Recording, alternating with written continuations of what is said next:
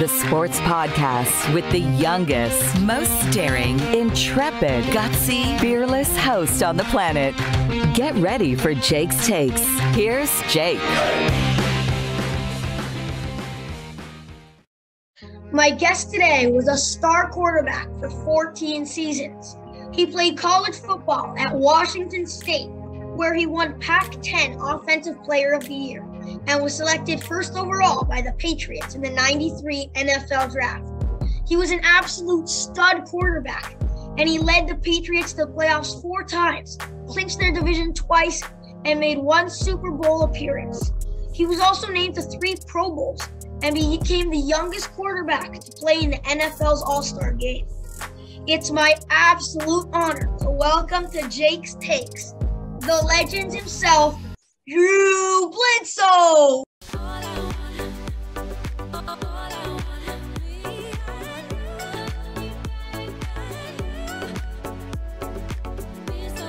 What's up, Drew? How you doing? That's a good intro, Jake. I'm going to have you travel with me. You can introduce me anywhere, anytime, bud. Oh, I'd be down for that. There you go. So, Drew, by the way, I apologize if my sound isn't the greatest because, I'm in Miami now and I don't have my mic. So it might not be the best, but. Gotcha. Yeah. So, by the way, thanks for joining me, Drew. It's a real honor to have you on Jake's Takes. Right on, man. Happy to be here. Okay, so before we talk some football, what are you up to these days? Tell me what's going on in the life of Drew Bledsoe. Give me the juice, Drew. Give me the juice. Well, we have 4 kids, and they are all out of the house now. So we're empty nesters. So we're off traveling, seeing the world a little bit, which has been fun. And then we have a wine business back in my hometown where I grew up. And so we run that and get to travel and sell wine and chase the kids around and ski and golf. And we're just having a great time.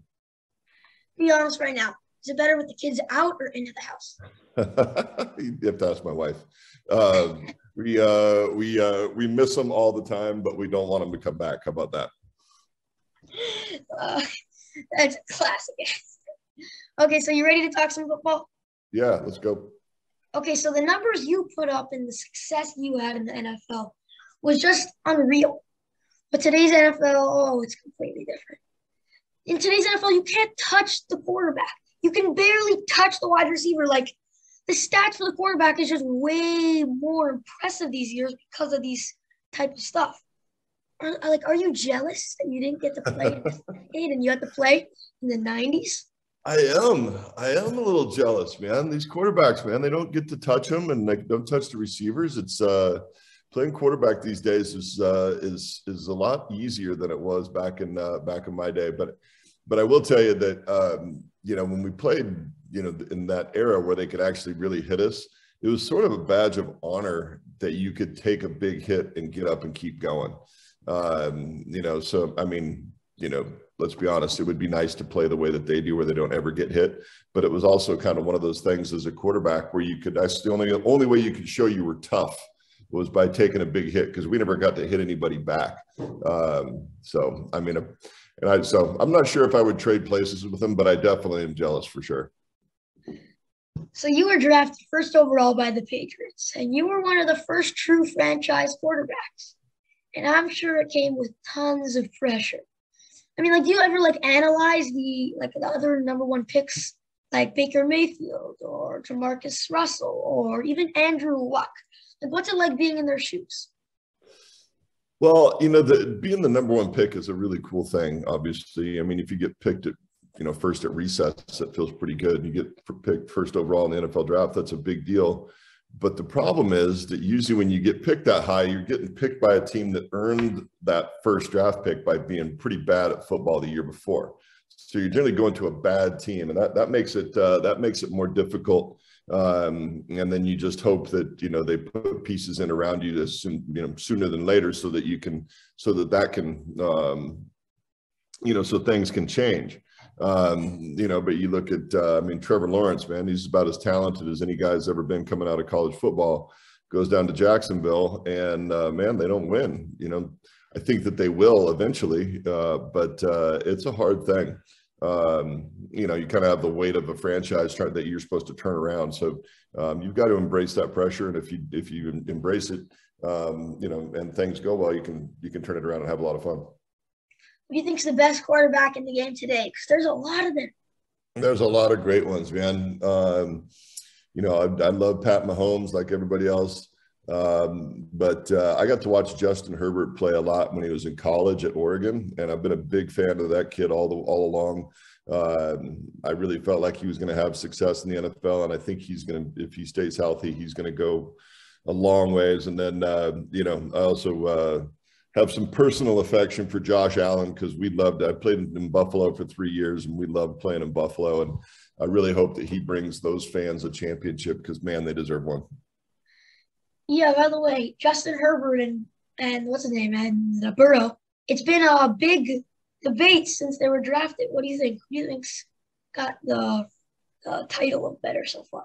Oh man, you know, that's going to be one that we won't have an answer to, Jake, for many years because you know, I think they're both going to be great players for a long time.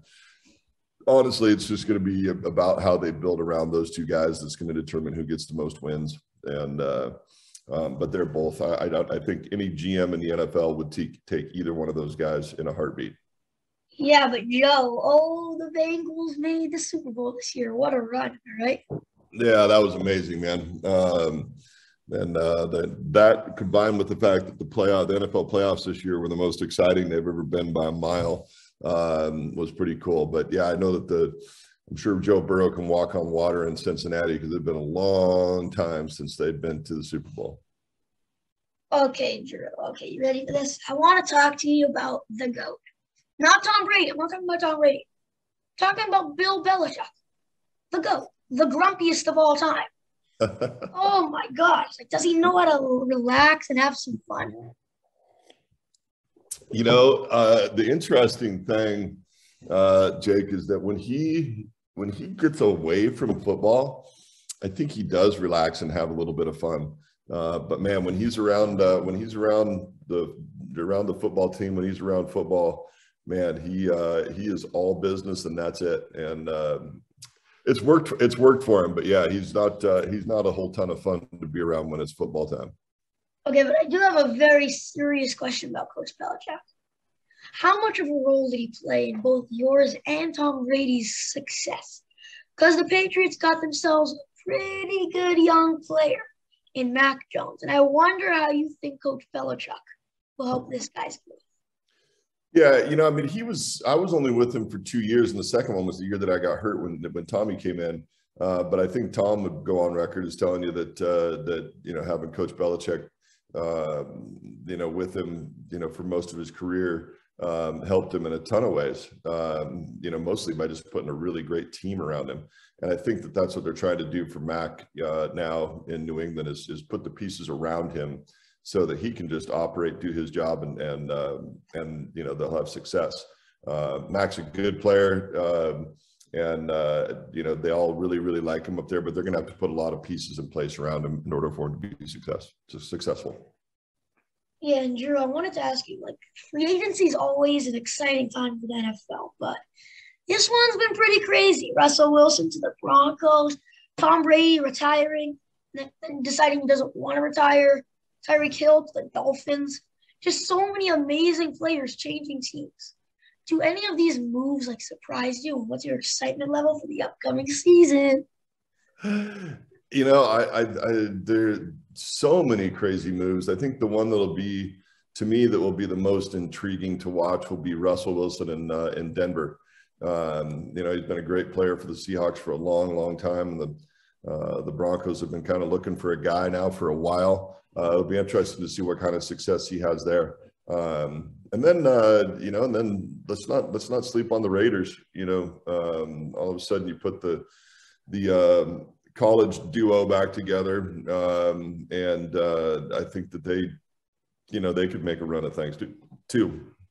Yeah, I mean, adding, in my opinion, the best receiver in football is a pretty good way to get yourself into contention. No doubt. Yeah, and by the way, wouldn't it be just awesome if just Tom Brady gets out there and he's like, by the way, April Fools, I'm still retired. Yeah. I think at that point he would actually really, really piss off some Buccaneers fans if he went, if he kept going back and forth and back and forth. Yeah, the old guy, he just doesn't want to shut it down, man. He's going to play till he's 50, I think. Yeah, I also want to know your thoughts on the new overtime rule that changes that each team actually gets a chance at the ball in overtime. Yeah, I think they only changed it just for the playoffs, right? I think the regular season is still the way that it is.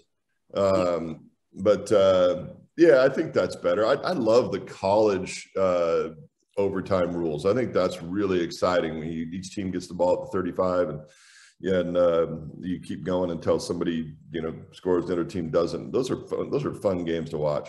I'm glad that each team will at least get a chance to touch the ball in overtime. It kind of sucks for, Josh Allen again. That was an amazing game. And then after all the heroics, he didn't even get to touch the ball in overtime. That was rough. I remember that game. My friend, he was a huge Bills fan. When there was 13 seconds left, he was already calling me. He's like, "Let's go, Chiefs! Bye bye." And then I'm like, "Hey, it's not over yet." He's like, "What are they going to do in 13 seconds?" Yeah, I know. It was crazy, wasn't it? Yeah, that was too bad, man. I was hopeful for all those Bills fans that they were going to get to keep moving on. Yeah. Okay, Drew, right now on Jake's Takes, it's game time. I'll ask you a bunch of short questions, and you answer them as quick as you can. Deal? Sounds good. Who's the coolest celebrity you ever met? Coolest celebrity ever met? Man, let's see. Recently spent some time with Kenny Chesney. That was fun.